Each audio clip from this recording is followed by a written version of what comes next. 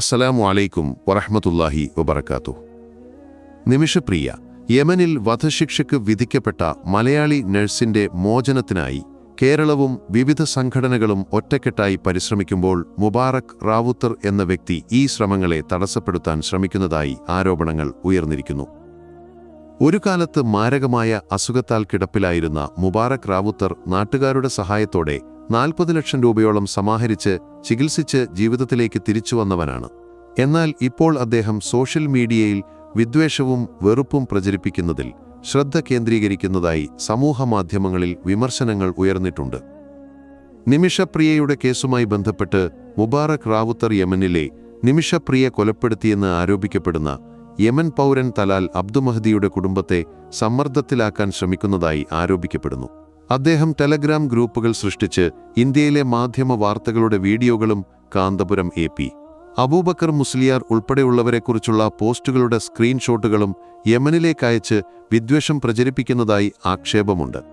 ഈ പ്രവർത്തനങ്ങൾ തലാലിന്റെ കുടുംബത്തെ നിമിഷയെ വെറുതെ വിടരുത് എന്ന തരത്തിൽ പ്രകോപിപ്പിക്കാനും ദിയാധനം സ്വീകരിക്കുന്നതിനുള്ള ചർച്ചകളെ തടസ്സപ്പെടുത്താനും ലക്ഷ്യമിടുന്നതാണെന്നാണ് ആരോപണം. 2017 യമൻ പൗരനായ തലാൽ അബ്ദുമഹദിയെ കൊലപ്പെടുത്തിയെന്ന കേസിൽ പാലക്കാട് സ്വദേശിനിയായ നിമിഷ പ്രിയയെ യമൻ പോലീസ് അറസ്റ്റ് ചെയ്തു. നിമിഷ തലാലിനൊപ്പം ഒരു ക്ലിനിക് നടത്തുകയായിരുന്നു. കേസിന്റെ വിശദാംശങ്ങൾ പ്രകാരം തലാലിനെ മയക്കുമരുന്ന് കെറ്റാമൈൻ കുത്തിവെച്ച് ബോധരഹിതനാക്കി തുടർന്ന് മൃതദേഹം വെട്ടിനുറുക്കി ഒരു ജലസംഭരണിയിൽ ഒളിപ്പിച്ചുവെന്നാണ് ആരോപണം. 2018 യമൻ കോടതി നിമിഷയ്ക്ക് വധശിക്ഷ വിധിച്ചു. 2023 യമൻ സുപ്രീം കോടതി അപ്പീൽ തള്ളി. നിമിഷയുടെ മോചനത്തിനായി സേവ് നിമിഷ പ്രിയ ഇന്റർനാഷണൽ ആക്ഷൻ കൗൺസിൽ 2020 രൂപീകൃതമായി. ദിയാധനം നൽകി തലാലിന്റെ കുടുംബത്തെ അനുനയിപ്പിക്കാനുള്ള ശ്രമങ്ങൾ നടക്കുന്നുണ്ട്. 2025 ജൂലൈ 16 നിശ്ചയിച്ചിരുന്ന വധശിക്ഷ Kanthapuram AP Abubakar Musliyar, Sheikh Habib, Umar bin Hafiz തുടങ്ങിയവരുടെ ഇടപെടലിനെ തുടർന്ന് താൽക്കാലികമായി നീട്ടിവച്ചു. മുബാറക് റാവുത്തർ ഒരു മനുഷ്യജീവനെ രക്ഷിക്കാൻ ഒരു ജനത ഒന്നിച്ചു നിൽക്കുമ്പോൾ വിദ്വേഷം പ്രചരിപ്പിച്ച് ആ ശ്രമങ്ങളെ തകർക്കാൻ ശ്രമിക്കുന്നതായി സോഷ്യൽ മീഡിയയിൽ വിമർശിക്കപ്പെടുന്നു.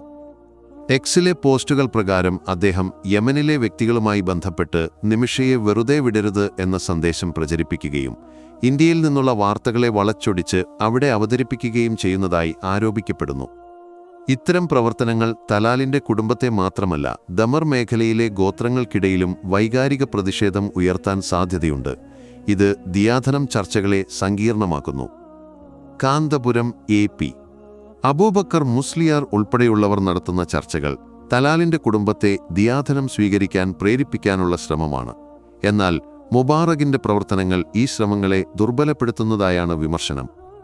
എക്സിലെ പോസ്റ്റുകൾ പ്രകാരം മുബാറക് റാവുത്തറിന്റെ പ്രവർത്തനങ്ങൾ നീചവും മനുഷ്യത്വരഹിതവുമാണെന്ന് സോഷ്യൽ മീഡിയ ഉപയോക്താക്കൾ വിമർശിച്ചിട്ടുണ്ട്. നാട്ടുകാരുടെ കാരുണ്യത്തിൽ ജീവൻ തിരിച്ചുകിട്ടിയ ഒരു വ്യക്തി മറ്റൊരു മനുഷ്യജീവനെ ഇല്ലാതാക്കാൻ ശ്രമിക്കുന്നത് ധാർമ്മികമായി തെറ്റാണെന്നാണ് പൊതുവികാരം. കൈരളി ന്യൂസ് ഉൾപ്പെടെയുള്ള മാധ്യമങ്ങൾ ഇതിനെ വർഗീയ പ്രചാരണമെന്ന് വിശേഷിപ്പിച്ച് വിമർശിച്ചിട്ടുണ്ട്. നിമിഷപ്രിയയുടെ മോചനത്തിനായി നടക്കുന്ന നയതന്ത്രപരവും മാനുഷികവുമായ ശ്രമങ്ങൾ ഒരു ജനതയുടെ ഐക്യത്തിന്റെയും കാരുണ്യത്തിന്റെയും പ്രതീകമാണ്. എന്നാൽ മുബാറക് റാവുത്തറിന്റെ വിദ്വേഷപരമായ പ്രവർത്തനങ്ങൾ ഈ ശ്രമങ്ങളെ തടസ്സപ്പെടുത്താൻ ശ്രമിക്കുന്നതായി ആരോപിക്കപ്പെടുന്നു.